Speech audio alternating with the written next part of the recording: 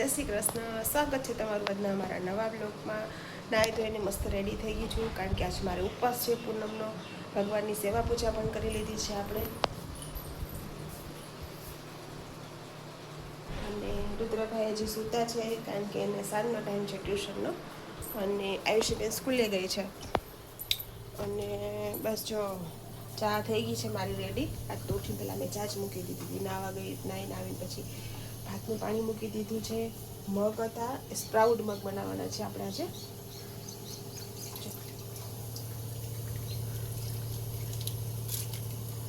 Sprout મગ બનાવવાના છે, કઢી અને ભાત બનાવવાના છે. ભાતે પણ પલાળી દીધા છે.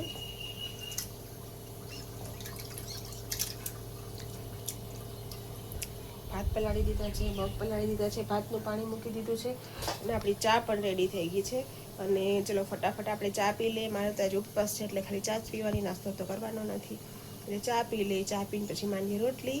પછી મળીએ આપણે 12 વાગે. રુદ્રભાઈ રેડી થઈ ગયા છે સ્કૂલ જવા માટે. અને આજે બુધવાર છે એટલે બુધવારનો ડ્રેસ પહેરવાનો હોય છે ને. અને એ નાસ્તામાં શું લઈ જાય છે રુદ્ર?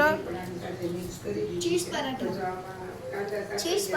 ચીઝ પરાઠા રુદ્રના ફેવરિટ. આજે જો એ લંચ બોક્સમાં એ લઈ જવાનો છે, ચીઝ પરાઠા. અને 2 ચીઝ પરાઠા તો આખું પેટ ભરાઈ જશે. આજે નાસ્તામાં શું ખાધું? નાસ્તામાં શું ખાધું? ચીઝ સુપર में खाई प्लस अलग चीज पराठा. ચીઝ પરાઠા. સરસ. ચલો 11:30 થઈ ગયા છે અને રુદ્રભાઈ જાય છે સ્કૂલે. આજે એને બુધવારનો ટ્રેક પહેરવાનો હોય છે. બુધવારે સ્પોર્ટ ડે હોય ને એટલા માટે. અને રેડી થઈ ગયા છે. અને હોમવર્ક કમ્પ્લીટ. નાસ્તા બોક્સ, વોટર બેગ, નાસ્તો કરી લીધો. ઓકે, ચલો બાય. જય શ્રી કૃષ્ણ. બાય. 2:30 જેવો સમય થઈ ગયો છે અને અમે લોકો ફાઇનલી જમવા બેસી ગયા છીએ. મારે તો આજે ઉપવાસ છે પૂનમનો, અને હિરેનને જમવાનું છે. હિરેન ફરાળ લાયા છે મારી માટે. તો હું ફરાળ કરીશ ને એ જમશે. એ દહીં ભાત ને એવું ખાશે. અને બતાવી દો તમને. ચાલો, સૌથી પહેલા ને જો ડુંગળી, આ મોડા મરચા ને તીખા મરચા મિક્સ, બરોબર. 1 વાટકો કાજુ, આટલાનું છે ને પેસ્ટ કરી લેવાનું. આ ડુંગળી કેટલી છે? એ અંદાજે છે બધા 500 ગ્રામ જેવી, બરોબર. કારણ કે આપણે તો ટિફિનની ક્વોન્ટિટી વધારે હોય એટલે આને પ્યુરી કરી પેસ્ટ કરીને પેલા પછી આગળ તમને બતાવું, બરોબર. બાકી જો પનીર છે 2 પેકેટ, એક હજી અંદર પડ્યું છે, બટર છે, ચીઝ છે, બરોબર. હજી છે દહીં ને મલાઈ. આટલી વસ્તુથી બની જશે, બરોબર. જો આમાં છે ને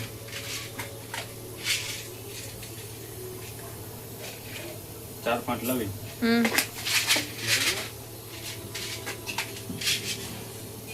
થોડા ચપટી જેટલા તીખા, કારણ કે આ તીખાથી જ આની તીખાશ લાવવાની હોય એના હિસાબે, બરોબર. પછી 8 ચમચ મોડા અને તીખા મરચા, બરોબર. આ 7-8 ખાલી ઇલાયચી છે, નાની ઇલાયચી. મોટી ઇલાયચી આપણે યુઝ કરતા નથી, બરોબર. 1 વાટકો કાજુ, બરોબર. અને આ ડુંગળી આટલાની પેસ્ટ કરી લેવાની. ઠીક રાખવાની કે હાવ પતલી? એનામાં પાણી નહીં એડ કરવાનું. પાણી એડ કરો પછી આને બળવામાં એટલી વાર લાગે. પાણી એડ નહીં કરવાનું. આપણે કરવું હોય તો કરવાનું, જરૂરી.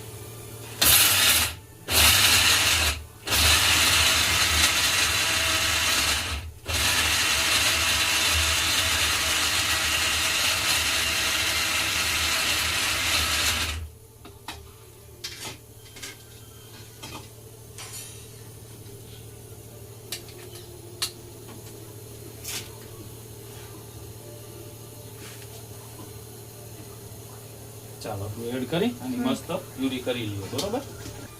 થઈ ગઈ ગ્રેવી? હા બેટા, જો મસ્ત થઈ ગઈ ગ્રેવી આપણી કમ્પ્લીટ, બરોબર. ઓલું શું કહેવાય, નારિયેળની ચટણી જેવું લાગે. વ્હાઈટ છે ને એટલે.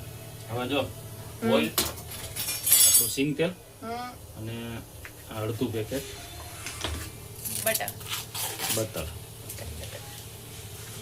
બરોબર. અડધું બીજું કોરું તો એ નાખી દીધું છે.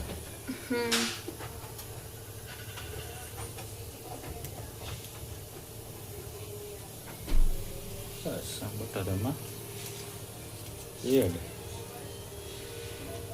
ઓકે, બસ એટલે ગ્રેવી એમાં એડ કરી દેવાની.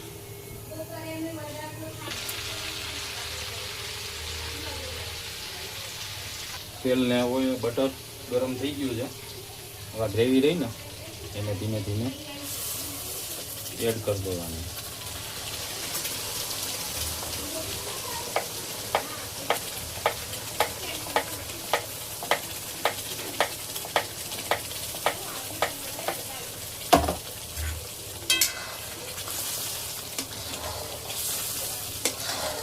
છાટા ઉડે એટલે ધ્યાન રાખવાનું. પાકી દો જઈ રસ બનાવો તો થઈ ગયું ને એકદમ વ્હાઈટ ગ્રેવી. આ એમને બટરમાં એવું છે ઓલો ભાગ આવે ને પીળો એના હિસાબે જઈને એવું લાગે. બાકી જો ઘરનું માખણ હોય ને તો બેસ્ટ એકદમ વ્હાઈટ જ બને.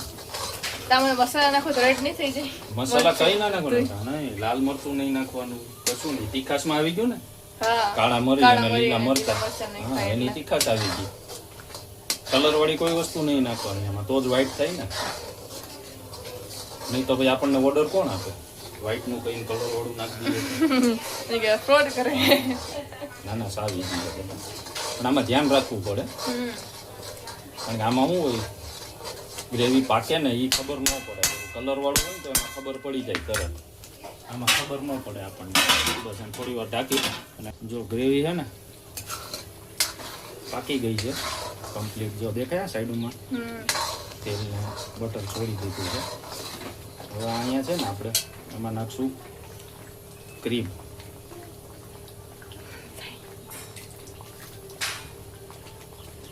બરોબર,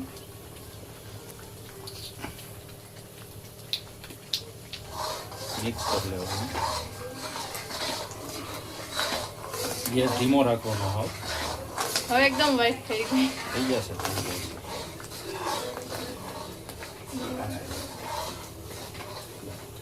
પછી નાખશું થોડુંક અમૂલનું દહીં. બહુ નહીં નાખવાનું.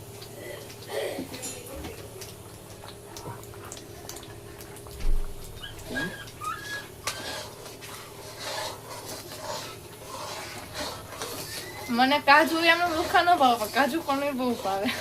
એ કેવું? એવું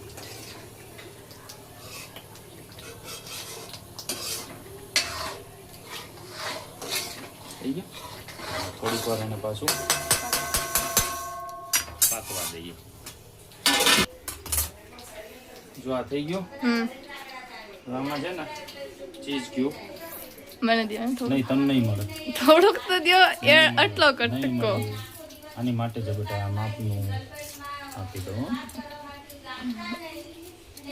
કેવા ડેડી હે. ફ્રીજમાં પડ્યું છે પછી લઈ લેજો. અત્યારે દેવા હું વાંધો. અત્યારે જો એક જ ક્યુબ નાખશું. પછી બીજું છે ને, ઉપરથી બીજું નાખશું. ઉપરથી નાખશું. બરોબર. તમે મને જમવા ના આપો ને ચીઝ આપો ને તોય વાર આલી દે. થઈ ગયું. ચીઝ નખાઈ ગયું. થોડોક છે ને સુહાનાનો પનીર મસાલો થોડોક અમથો. બરોબર. અને જો ઘરમાં ગરમ મસાલો હોય તો થોડોક એડ કરી દેવાનો ટેસ્ટ માટે. બરોબર. કરી નાખો મિક્સ મસ્ત મજાનું થોડુંક. બસ હવે એને થોડીક વાર છે ને ચીઝ મેલ્ટ થઈ જાય ને એ થોડુંક પાણી નાખી અને એને પાકવા દેવાનું છે ને. એમાં પાણી એડ કરી દઈએ. થઈ ગયું. બરોબર. બટર ઉપર આવી ગયું. હા તો બટર અલગ જ પડી ગયું ને બટર. એમાં પનીર નાખશું ને એટલે બધું લેવલ થઈ જાય.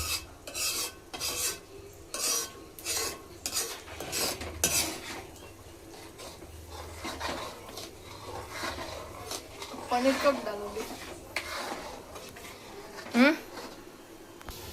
જો છે ને થોડી કસૂરી મેથી નાખી દેવાની. પનીરના શાકમાં આના વગર નકામું.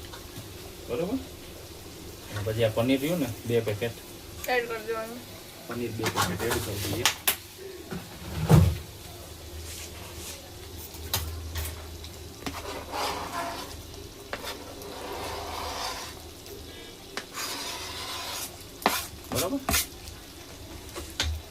કરી થોડુંક અને ધીમા તાપે છે ને ચડવા દેવાનું.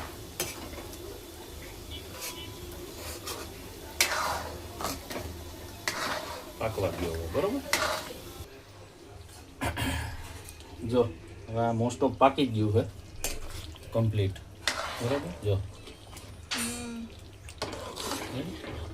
હવે આમાં છે ને ઓલું ચીઝ આપણે એક વધાર્યું હતું ને એ ઉપરથી નાખી દઈએ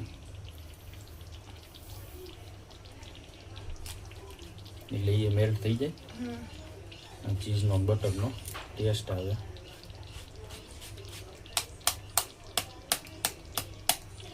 બરોબર. અને ઉપરથી પાછી થોડીક મલાઈ, ફૂલ હેવી.